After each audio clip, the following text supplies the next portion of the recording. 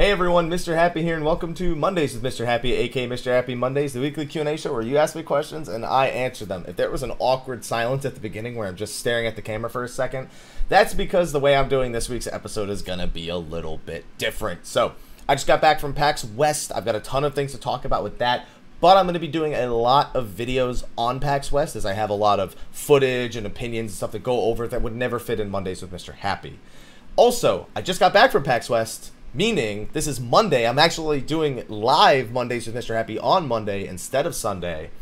And so what I'm going to do, because I'm trying to get this done and I want to be able to record those other videos, there's other stuff that happened from the 14-hour broadcast, such as the return of the Yokai Watch collaboration and stuff, that I want to be able to get content out on, and the Assassin's Festival for Final Fantasy 15. I just remembered that right now.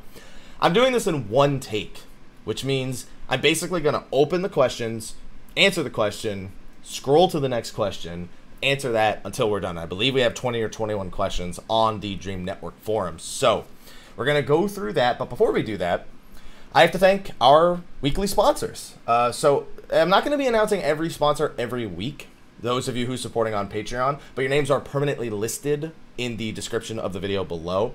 That being said, I haven't created a system yet where I mark the people who I've already thanked. Just some of them I know off the top of my head. So this will be the last week we name every individual person, and then we're going to start just naming the new sponsors, or if we don't have new sponsors that week, then I can go back and do some of the naming and whatnot. So, people who sponsored Mondays with Mr. Happy this week, we have Fafarian, we have Rendil, we have Giraffeswillrule, we have Stevie-Rex, we have Goetia Valefar on Siren, we have Jean-Francois, whose name I loved saying on State of the Realm this last week, P Michaud, which that's not how it's pronounced, but I'm also not French at all.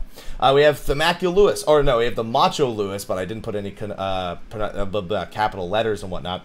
Hersh Fersh on Faerie, TinColossus, Phoenix Down Free Company on Goblin. We have Obai Dal Shamsi, whose name I actually got right for once. We have Serren from Zodiark. We have Kurenai. We have Killerhackman. We have Raul Jr., Darklight 2013, Raul Gaming, and Kiltastic Jones. That started from standard all the way up to the premium. So thank you those of you who have helped combat this whole demonetization thing on YouTube. Good news, my patch review video did not get flagged for demonetization. So thumbs up, we're winning, guys.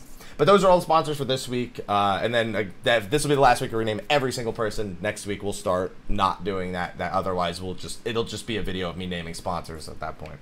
But anyway, let's move on to the questions. If there's any questions about PAX West, I can double dip and talk about it twice in a single video, or twice in multiple videos. So all I do is press this button and whoop, magic. Anyway, the first question is luckily a roulette. Hi, Haps, and yes, I will ask away a question roulette. Oh, I saw that one coming. The ultimate middle finger to Ragnarok Online. You know, as tempting as another machinist question is, I'm going to go with the ultimate middle finger to Ragnarok Online. What if they call the PvP mecha Madogir? See, I didn't play RO1, so this has no bearing to me, but I wonder if that triggers anyone here who did play Ragnarok Online. I believe, was that part of ROE or whatever it was called? The content that I don't know anything about. I just know it by its name, kind of. Yeah, then great. I don't have an answer to this. It's just, I got nothing. That's it. That's all it is. All right, we're gonna move on to the second question. Kind of feel bad. I should have picked one of the other ones. Hello, My Happy. Are you on a phone? My phone does that. Calls me My Happy. Oh, I'm not yours. I'm pretty sure this is my first time asking. Thank you for the feedback in early summer regarding my client's podcast, and I'm producing and happy to report that the podcast is thriving. So we're going to talk to getting our first sponsor and been bouncing around top 100 on iTunes in the health category. Proud. Oh, I do remember this conversation. I'm glad to hear that your podcast is doing so well. Because you had some very basic questions for me about podcasting, and I was like, I honestly don't do things the way a full professional podcast probably does. So I'm glad to hear that it worked out for you. On that subject, I'm really enjoying OBS Studio, and it allows me to do for the video side of podcast recording, especially studio mode, which is very, very key. Now I'm able to upgrade my hardware, but what about software that is similar to the features of OBS Studio? So there are some other ones that are similar. There's actually a lot of them that are very similar that aren't free that you may want to consider. Naming them off the top of my head, though, is a bit of a problem. I had a lot of them installed on my old computer, and I don't have them installed on a new one because I didn't really use them.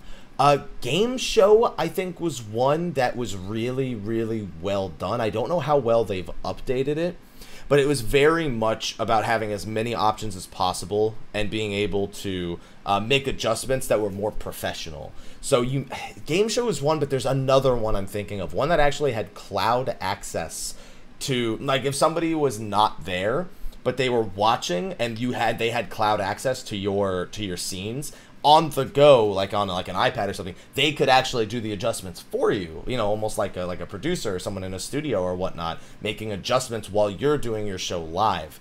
So I don't remember what that one was called. I feel like I have a shirt from them. It's escaping me. The name is escaping me, but I'm sure if you look for things that are like game show or things that are like game show, you probably have quite a few results, and you'll probably have to educate yourself and find out which one of them actually works well for you. Congratulations on your progress with V4 Savage, as it says here at the bottom, by the way. All right, what do we got for the next one? If I can get it on the screen. All right, number 3. Hey, Haps, longtime viewer since 2.0. Thanks for the Savage Guides. They are a huge help, and your first-time bonus, you can have the mount from Giraffeswillrule. Wait, from Giraffeswillrule? You mean from Alamigo? I think you mean from Alamigo, in which case, I'll take it. So here's my question. Okay, it's just a general DPS. Is 3800 DPS good for Sam on O2 Savage? You could be a lot higher on O2 Savage, even with full 320.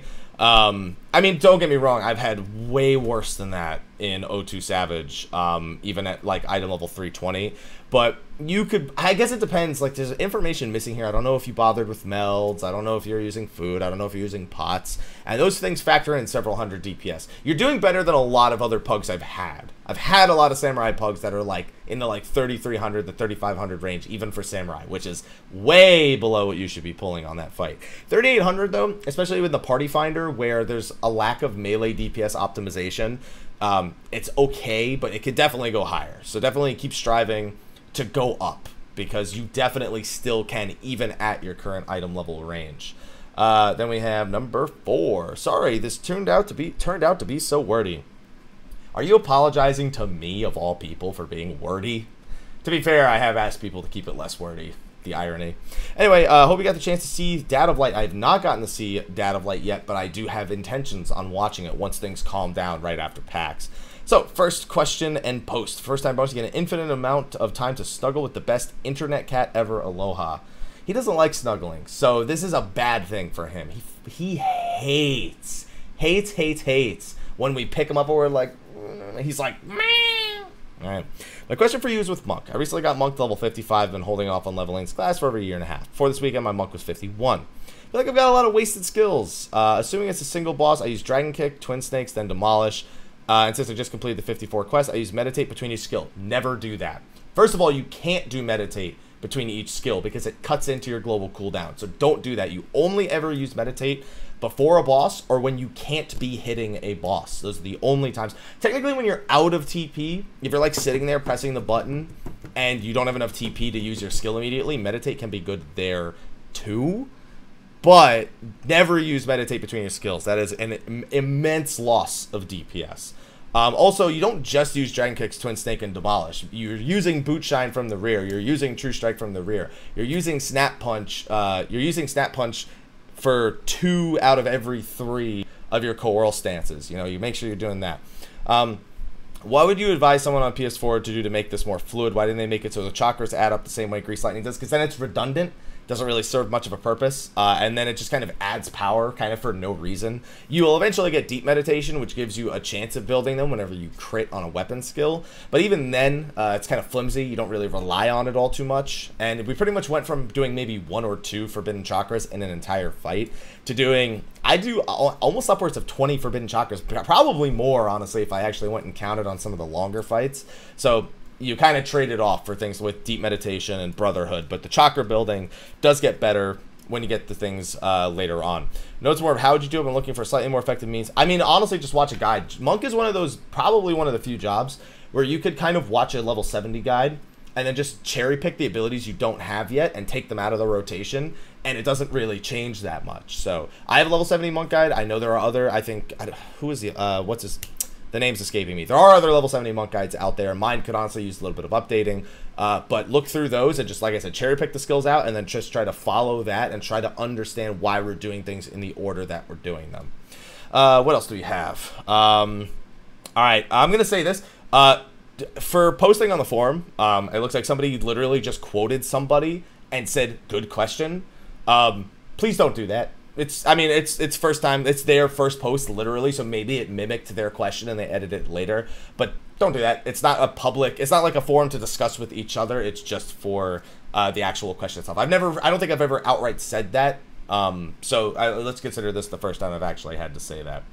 Hello, Haps. Been a while. Hope you're doing well. See you next FanFest for the next X-Pack reveal. I wonder if it's going to be later this year with what they said at the most recent live letter, or later than every other year. Like, I wonder if it's like they add a few months onto it. We'll see. All right, so on to the question. Whenever people bring up the races and whatnot, you usually say you would just want something more bestial. Yeah, I don't really care about the races that much, but we have very humanoid races. And when I play games, if I have to pick a race, if it's given to me as an option, I generally go for something that is more bestial. You know, like if I'm thinking of Elder Scrolls, you know, I have the Khajiit and I have the Argonians. You know, those would be my go-tos. I'm trying to think of Guild Wars 2, I think they're the Char. It's been a while, so like I'd go with the Char even if they're not great or whatnot. So I'm just thinking that's generally what I would go for. And Vieira don't count, by the way. They are still too humanoid for me. Out of curiosity, I checked out the WoW race. Seemed to be pretty vast and different. Like Worgen. Worgen's another one. I love Worgen. How's that game handle the whole gear to racing? You know, I don't know, but it probably has something to do with their engine. Their engine is, for lack of a better word, it's an old engine. And I wonder, a lot of the times they've kind of kept it, the graphic infidelities of that game to make it easier to develop on. Because when you have graphics like WoW's, you can still make them look better in certain ways without overtaxing the amount of work that needs to go into it. It's still an immense amount of work, but they have almost a better engine for doing it because they're using an older engine that's a little bit more lenient on what is required of it graphically. So I think that might play into it, but you'd honestly have to ask an actual WoW dev how they think their experience differs from other game developers who are using more up-to-date engines for their game. Unfortunately, as someone who doesn't have that inside knowledge, I can only make a guesstimate, and it's completely uneducated at that. So don't take anything I just said there as any sort of factual, you know, conclusion of what the actual answer is. Number 7, Hi. Not a first-time asker, but I have a bonus of a real-life Roganin you can do anything with. I'm going to make him look like Mr. Face, and he will be my personal bodyguard at all events. We recently obtained new information from translations of the Japanese interview that there might be 4.6, 4.7. Yeah, I'd already done a video on this, and I actually mentioned it earlier in this video. What do you expect in those patches? Honestly, I mean, I don't expect that many new things. I mostly expect, if they were to even happen, mostly main scenario related, I'd have to imagine. You know, not as hardcore as, like, the normal numbered patches are, in a sense.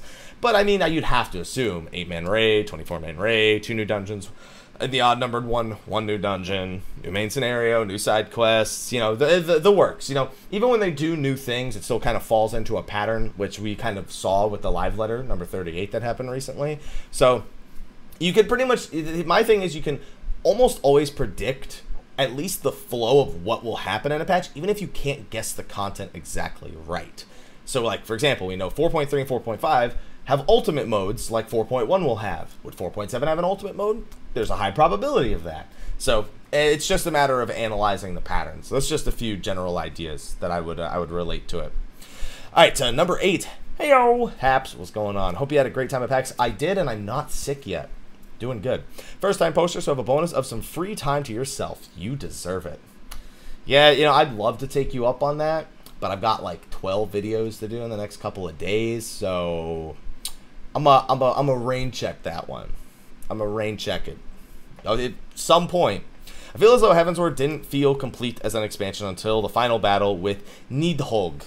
Stormblood, on the other hand, has a self-contained story, with whatever comes next being more of an epilogue. It'll be related, of course, but it didn't have a premature credits like Heavensward. Basically, Shinryu felt like a final battle, while Thornton was like, what's going on? Like, we got that to do. Like, this isn't over, you know? My question is, which style do you prefer? A complete but ultimately shorter base story, or a longer story with more waiting time past the initial expansion? I mean, personally, I don't see Heavensward and Stormblood in those different lights. They tell very different types of stories, but when Stormblood was over, I didn't think, oh, this feels like a concluded story. I guess kind of because I already know the MMO mindset, but we do have scenes in which they tease the next thing.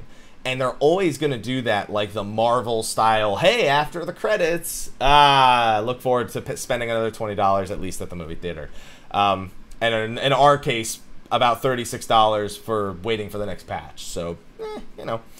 And so, I don't know. I don't really see them in the same light as you, so it's not a very good answer. But I'd usually take, I guess, a complete story. Like, regardless, if it's a complete story, even if it's a shorter one, as long as by the end of it, I feel like I've completed something, then I'll usually take that. If I had to, I guess if I had to pick one for some reason whatsoever. Let's see. No, is this the right? No, I gotta scroll down more. All right, there you go. No, I skipped one. Hey, there you go. It's on the screen. Hi, Happy. Hi. Hey, how you doing? Good, great, grand, wonderful. No yelling on the bus. Do you think players will complain that Super Beyond Savage, aka Ultimate, this was asked before the live letter, looking at the date. Yeah, this was asked August 29th, so this is asked before we got Ultimate revealed. Will people complain it's too hard? Of course they will. In fact, they probably already are, and it's not even out yet. Will Squeenix then have to make them easier? They're not. They're not going to make... They never went back and made Second Coil Savage any easier. They're not going to go back and make this easier. You already heard the man. If it's too hard, too bad. And that's how it's going to be. But no, they probably won't adjust this. If they never adjusted Second Coil... You know what adjusts this? Better gear coming out, new expansions coming out, and unsyncing it. That's how it gets nerfed eventually. So, that's my opinion on it. All right, moving on to number 10. Happy howdy, Mr. Happy. Hey! I don't know why. I'm Cindy now. Clarification. 2 weeks ago on Xenos referencing 12, would his fusion with the icon count a la Vayne with Occurian? Yes, it would, but it doesn't feel very much in the spirit of 12 because that doesn't feel like something original to 12. It's not uncommon for things like that to happen in Final Fantasy, so that relation's there, but it definitely doesn't feel to the same degree as some of the other references to the previous Final Fantasy games worked. Last week, scaling. So for the most part, fields are larger lore-wise than we've shown. Actually, Koji talked about that in the interview I did with him. So you'll be getting some more information about how much larger those fields maybe are. The question for the Mr. Happy Roulette. Missing Attractions Part 2. Future Attractions. Spoiler 2.0. Lore? Maybe. Analysis. Future Past. Future. I'm going to go with Missing Attractions. What does this got for me? Access to places that exist for NPCs, but not us, aka the Platinum Mirage. A lot of us thought the Gold Saucer was going to be in the Platinum Mirage for a long time. Coliseum and Ul'dah, it's used in the story, especially the new Paladin story. You're in that Coliseum a lot. Coliseum, like some sort of weekly tournament quest, you could participate, watch our retainers or Grand Company squadrons or Chocobos fight. I mean, I think flashbacks, Final Fantasy XI players, flashbacks of Pancration, just watching NPCs fight. Oh, that's not a pleasant memory. Anyway, I mean, honestly, I wouldn't even want the Coliseum for that. If anything, just make the Coliseum an eventual feast map. I'd take that over really any sort of functionality, other functionality for it. The Pancration, please. Just, if you want to do that Platinum Mirage, maybe we go there as part of the story at some point. I'm not really too interested in that place. But the Coliseum in itself, to speak more to specifics here, let's just make it a feast arena and like throw some pillars in there or something. The Chocobo fighting arena in Ishgard, I forgot about that, and I don't think they'll ever do anything with it. So I don't know. Let's move on to the next one. What do we got? All right, number 11. Hey, Mr. Happy, you doing I? I'm doing I. You doing I? Aye, you doing I? I'd like to start this question with a bit of a PSA. It's time to stop. Between the pickle thing 2 weeks ago and the chest hair thing last week, I'm a little scared. If I had better editing skills, I would have made a picture of you with browsers somewhere. Oh, yeah. You know what they call me. You don't want to know what they call me. Anyway, keep up the good work. Also have a third bonus of Jacked, world's best blitzball player, as your main in the city. I actually, blitzball jokes aside, I can't wait to play Jacked. That's gonna be my guy. Anyway, so my question for 2.x, you did the story overviews. Oh, is this gonna be why I don't do that anymore? Yeah, it's a lot of time to basically paraphrase something, and I'm not interested in paraphrasing the story. It's like there's literally a mechanic in game that paraphrases the story. Like you get to skip all the talking to the NPCs and some of the other little tiny less significant cutscenes along the way. I didn't want to do it anymore because I was like, I'm literally just sitting here for like 6 hours at the book doing something so somebody doesn't have to spend 6 hours at the book. Just spend the 6 hours at the book. That's kind of just what it comes down to. Is the unending journey's there. I don't want to be another an even shorter unending journey. So I don't know if that's the entirety of the question though. As someone who's pretty late everything, how do you get into old content? Unsync it. Just go to the little dungeon options, go to undersized, and you'll go through it like that. Doing it of item level is pretty rare nowadays, though some groups still do it. All right, number 12. What do we got? That one take though. Hey guy. Got you again. Hopefully you're quite rested from PAX West. Funny! I woke up at 5 a.m. this morning to get on my flight. Luckily, it was, you know, we flew first class, so we don't go on vacation. So whenever we travel, I get first class tickets because why? At this point, why not? We don't vacate the premises often. If not, more power to you for your commitment to your fellow subscribers. Anyway, happy guy. My questions are: 1, has the community feel about players going into duties blind? So it depends on when and what your expectations are. If you go in the day of something being out, there's a lot of people who be like, oh, it's the first day it's out, you know, let's, you know, whatever. People don't know what we're doing yet, so let's just give it a shot, see if we can figure it out. And then you have, you know, oh, you know, like Royal Menagerie. You know, so a lot of people, at least earlier in the expansion's life cycle, were like, oh yeah, no, it's the last boss in the story. I don't expect people to look up a guide before that. That's silly. They're gonna get spoiled. They gotta enjoy it when they get to it. And then you give it like a couple of weeks, few weeks, and people start being like, why would you queue into something with other people and not be educated? You're wasting 7 other people's time. And then they start to dictate kind of the prospect. And to some degree, it's like you can't really disagree, but you can't agree at the same time, because reasonably, if you had that expectation of players 2 weeks prior, then how do your expectations change 2 weeks later? Just because it's now been out for 2 weeks doesn't mean that this player necessarily should be looking up a guide because of 7 other people. Trying their best and trying to improve is fine, but you can't really have that expectation of them for certain things. But there are other things where if you're trying to join like a farm party or a clear party for an extreme primal, I guess I should say, and you want to do it blind, you know, if it says blind from scratch, let's do this, great. If you're trying to join one that already has like far progress and it's maybe getting to a phase you've never seen, you realistically should probably educate yourself in that case, because that is not the same as a story mode primal. If you want to do those blind, doing them on day 1 or doing them with friends is usually the better way. Even then, doing them with friends, they could carry your ass pretty hard. So even then, it's not really the same. For Savage, it depends on the group's mentality. A lot of groups like doing it blind. I still know groups that are doing it blind now at this point in the patch's life cycle, and that's fine because they all agreed on it. But if you're going into pugs, it's kind of the same deal. You know, in a pug, you have other people's time to consider, and it's not the same as a story mode. It's not the same as a dungeon. It's very different. So the when and the context is very important for that specific question.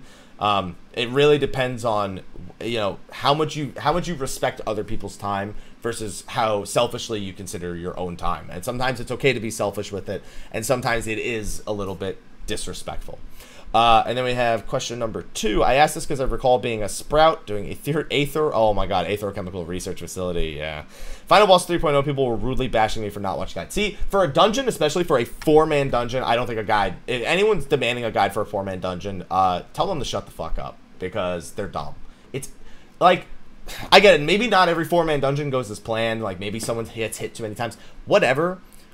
But it's a fucking 4-man dungeon. Like, what are you, just get it done and shut up. Just shut up, you know? Just get it done and shut up, especially if it's a sprout. Especially if it's a sprout. Oh, hey, here's this new player. Welcome to our community. Shut the fuck up. Do this. Why didn't you watch a guide? I hate you. Just calm down, all right? Just calm down, all right? You were fine in this case. You were fine, in my opinion, all right? So I don't like those people that do that. All right. Anyway, number 13. Hey, Haps. How you doing? I'm doing all right. How you doing? I just got through 5 days of not having power and my house almost flooding. I'm just glad to hear that you're safe. And that's, I think, what we can all agree is more important. Also, to those of you dealing with the next hurricane that's coming up the East Coast, maybe, yeah, you know, take similar precautions. Be safe. Don't just be like, it's a hurricane. I get these all the time. Well, do the right thing. Be safe. You know, obviously, there's not much you can do in case of belongings, but keep yourself safe, please. Don't stay in bad places. You know, just take a vacation. You know, go inland a little bit. You know, just take care of yourself. That's, yeah, it's a good idea. Yeah, all right. So 6 weeks ago, I asked you if 03 Savage, 04 Savage were puggable. Yes, because Sly beat 04 Savage in a pug, if I'm not mistaken. I don't know if he was filling, but I heard that he pugged it. And there are pugs on Ether. And 03 Savage I've been pugging since week once ago. I knew the whole fight and almost never make mistakes in. Besides screwing my rotation, the problem seems to be other people messing up a mechanic. Welcome to the Party Finder. Hey. Anyway, what can I do to get it clear? Just got to keep grinding out, man. You got to keep looking for a group until you hit that one. And then you're good to go. And then you're just good to go. But you got to look for it. But then you're good to go. That's all there is to it. It's literally a search and grind kind of deal. You know what I mean? Let's see. What's the next one? There you go. Nice little clip right there. Number 14, Haps. That's what I'm talking about. All right, 2 sets of questions this week. I finally decided to have my break from 14 after nonstop 14. Good. I'm glad that you're making a cognizant decision to do that. Play other games more frequently, but after watching a recent State of the Realm regarding content creation, I'm looking to give it a try. Whether it succeeds or fails, I can say I tried. That's a good attitude to have. Australian internet is awful. If you might want to ask out this question, whatever you're about to ask me then. So I'm going to do recording and editing. Do you have any programs you recommend? I get this question semi-frequently. For recording, I use OBS, but I don't personally recommend it, which is, I guess, kind of bad practice. There's so many other better recording programs like NVIDIA Shadowplay or Marillus. Actually, I should have asked what if you're recording like camera or if you need multiple scenes for your recordings, because then OBS kind of becomes a better default to go to. But there's way better recording programs out there, like way better.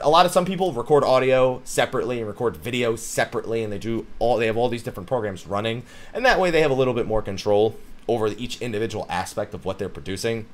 For editing, it's usually a toss-up between Adobe Premiere and Sony Vegas. Obviously, if you want to do super fancy things, you probably go with Adobe and Adobe After Effects as well to like really put some flair on what you're doing, but that's kind of more hardcore. Whereas Sony Vegas is definitely more, I'll call it new player friendly in this case. And Adobe, it works, but there's a lot of things that I feel like just don't work well on it if you're not as seasoned. And even then, even if you are seasoned, I feel like some very simple things Adobe Premiere just doesn't do. Like, or hasn't done since the last time I used it. It might be better now. Things like that. Do you render at 30 or 60 FPS? I try to render at 60, but sometimes I just say, you know what? This is, like, for example, this video, if I were to render it, I'd probably just do 1080, 30 FPS. Because my face in 60 FPS, listen, you can do with 30 less frames per second of this mug, as far as I'm concerned. If you get a superstar from Super Mario IRL, what song would you play while being Invincible Rainbow Man? Take on Me. There you go. Take on Me is what I've been in a very Take on Me mood, and it's fresh in my mind because it was the first song that came to mind when they announced the perform action in the live letters. So I would definitely have my superstar song be Take on Me. Definitely gonna make that my choice. All right, I gotta go to the second page here. I think we have like 6 more questions or something like that. Hello, I have some Palace of the Dead questions regarding 4.0 Necromancer. Oh, okay, so this is a little bit of translation. You're saying, you're talking about the title, The Necromancer, the 1 to 200 solo no death run that they've implemented for solo play. So far from what I read, only Japan users are trying hard, and job balance / major disconnect issues have caused players to not even try. So you got 3 questions. All right. What solo changes did they do to Palace of the Dead 101 Plus to make this achievement even possible? The only one they did was they added a potion called a sustaining potion, a hashtag slap in the face to summoners, by the way, that for 15 seconds regenerates health every 3 seconds and only has a 15-second cooldown. So by spamming them back to back to back, you basically have almost like a permanent mass heal over time on yourself. And collecting insane amounts of these potions is critical for going all the way up to 200. So that's realistically the only change they made regarding that solo. 2 is Red Mage only able to do this, and if False Sweat or some other options. Honestly, I don't think any other job can compare. It's not just that Red Mage has the insane damage output, but they have the added sustainability on top of the potions of having their own cure built in. They're ranged, they have melee options, they have burst combo options whenever it's available. They're very well equipped for every situation, which is kind of loyal to Red Mage looking back to games like Final Fantasy XI. And then going to 3, are they going to tailor fix this for any more? Are they abandoning it since it's old content? You know, it's a good question. I'm not a fan that only one job seems to really stand a chance. Summoner would have been my other guess if they still had normal sustain. And if they ever give them back sustain, which they're considering, Summoner would still probably do really well, especially with the pet tanking. I'd have to imagine that would become the easiest job to solo Palace of the Dead, just out of sheer principle if they're able to keep their pet alive. Granted, the amount of damage a pet can take can get pretty immense, so even that, it still may not be sufficient, but I feel like they at least do better than they're doing now. I kind of want them to make adjustments to it. I don't know what kind of adjustments, if it's making the sustaining potion stronger, which is the one tool they added for it in the first place, or if it's adding even more survivability tools that aren't just Pomanders, or maybe increasing Pomanders and their availability and higher floors. I don't know what it is, but I'm kind of not happy that it feels like only realistically one job stands a chance at doing this. It just doesn't resonate very well with me that they have this achievement, the Necromancer, and it feels realistically only achievable with Red Mage. So I do actually hope that they make an adjustment just to make it so not so it's easier for Red Mage, but so other jobs stand a remote chance. Problem is, if it's any sort of direct change to Palace of the Dead that affects all the jobs, Red Mage will probably have an easier time. But at least if it's possible with the other jobs, I'll definitely be way happier. All right, question number 16. Hey, Hapes. There's an extra E in there. How you doing? I'm doing all right. You doing all right? I'm doing all right. I glad to hear you doing all right, all right? So I'm a long-time watcher, first-time asker. I think my first vid of yours was Mondays with Mrhappy 5. Still on one hand. That's a long time ago. Thanks for watching. So as a reward, have a free poutine. I know you're from Canada. And beer, craft beer. Or other drink if you don't drink. Oh, I drink. I had an old-fashioned bourbon last night. So good. For you and your lady, if you ever come visit Canada. I'm going to Canada later this year, but I'm going to Toronto. So it's a little bit different than Victoria. So I have a bit of a two-part question. Part 1 is server Malboro. Looks like we're starving for tanks. Trust me, it feels that way everywhere. I just think a lot of people who used to play tank went to play Samurai Red Mage. No, this sounds pretty much the same. On Ether, I actually had like sub 60 second or like maybe tops 80 second queues for range DPS on Mondays. It's kind of like my average. On other days, it's actually worse, oddly enough. But every server kind of struggles with tank healer. They always have. I feel like since the expansion came out, we've definitely evened out on the whole Red Mage Samurai, like just being overwhelmingly present thing. And I've seen far fewer of them. I still see like usually one or the other in parties. Not so much both of them as often anymore. It still happens on occasion though. But it's of people who are already playing DPS and then honestly search for tanks healers. There's so many people looking for tanks and healers. I don't know. It doesn't feel much different for me after 4 years. It still has always sucked looking for a tank and a healer. So I don't know that I really have a good answer to if it's true on all servers, but it's definitely more true. It's not so much servers as much as it is data centers. And I know in Ether it doesn't feel horrible on certain days, but other days it's atrocious. So mixed results. I can't really give you a definitive answer. Part 2, back to Dancer. What about a Dancer tank? All right, so you know I don't really do too much of the whole speculation thing regarding, you know, oh, what if they did this job? What if this is what they did? Because ultimately it boils down to it has almost no relevance to the actual game itself. So I go, all right, great, that's your idea, and, you know, I have ideas, you have ideas, we all have ideas. And, you know, sometimes it's fun to discuss them, but I try to save this show kind of for questions in general. So I'm not really interested in discussing, you know, what a Dancer could be if it was a tank on the show. That's true for pretty much any job. What if Blue Mage was a tank? What if Blue Mage was a DPS? What if Dancer was a healer? You know, it's a different discussion that doesn't really lead anywhere, the discussion. It's pretty much the proposal of ideas that is not going to get looked at by the developers, and you know it's fun to mess around with on a sheet of paper or something like that, but it just doesn't work well for the show. So let's move on to the next question. What's up? Haps, hi.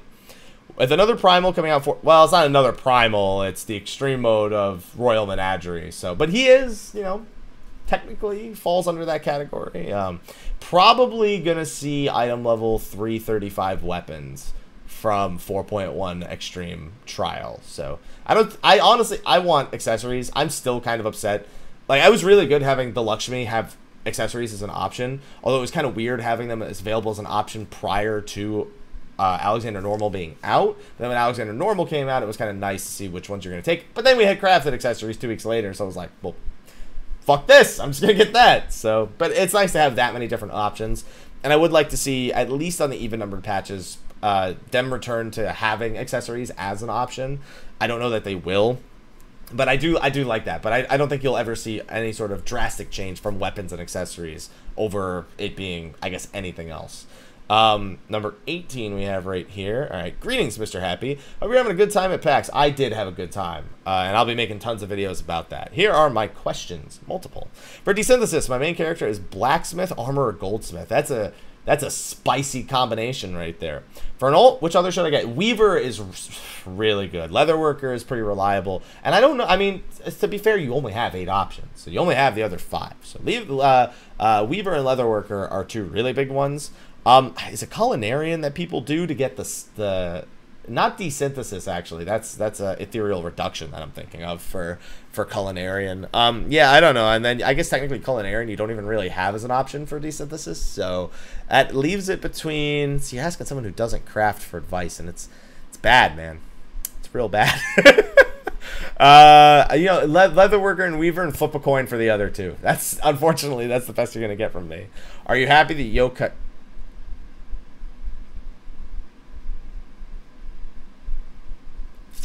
Going on to the next question. Anyway, hey Happy, Final Sim here. Welcome to Mondays with Mr. Happy, aka Mr. Happy Mondays, a weekly Q&A show where you ask me questions and I answer them. Last week's supposed to be my last question, but something happened and preempted me to ask one more, since I got myself permanently banned from Twitch chat. Got me one. I'm not gonna. All right, well, you got permanently banned for doing something different. So unfortunately, because I can't edit this out because I've decided to do this in the one take, this is the question that ruins the one take. How many people do you have banned? A lot. There. Moving on. Anyway.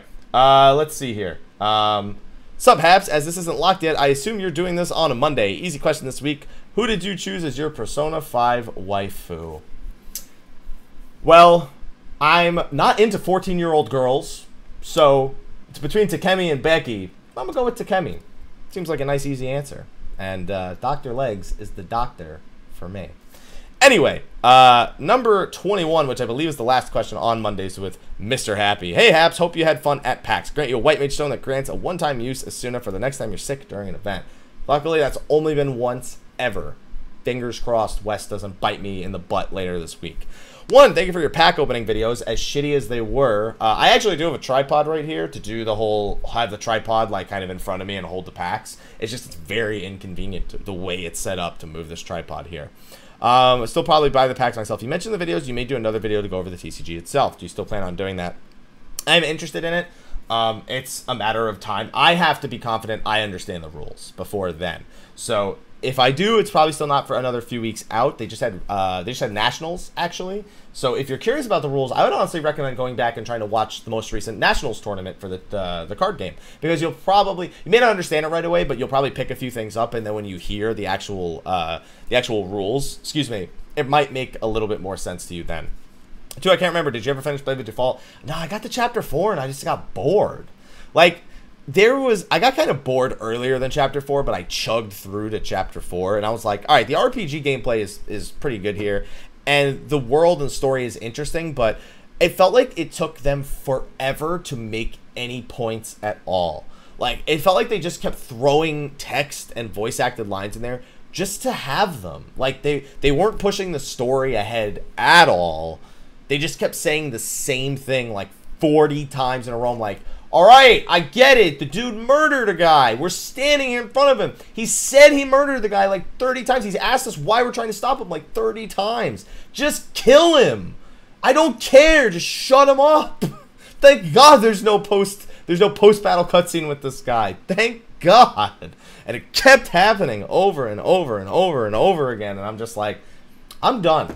I literally can't deal with there's nothing useful being said here, and it aggravates me. I've heard Bravely Second is better about that.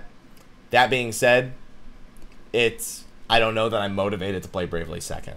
All right, and then question number 3: when 15 drops on PC, will you play it again? Yeah, I'm gonna play the mobile version that comes out in like a month and a half too, which I got to play. I forgot to mention I did get to play that at PAX West, and it plays really well.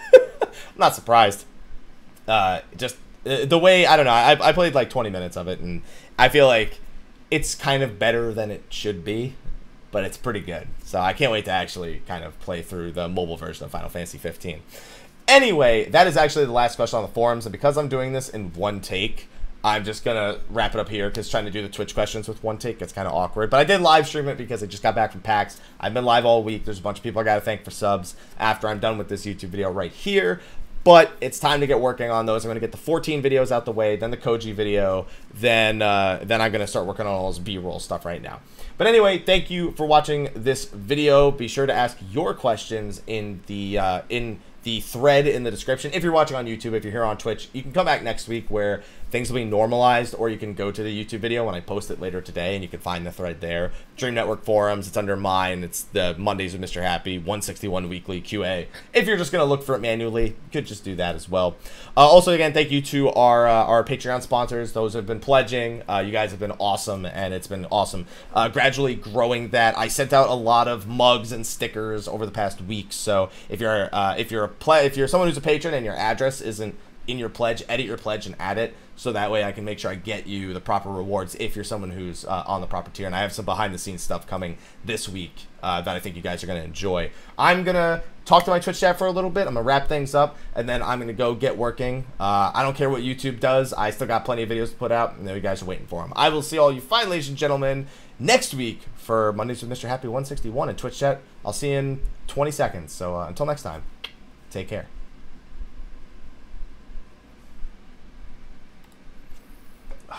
All right, I gotta take a sip of this Coke right now.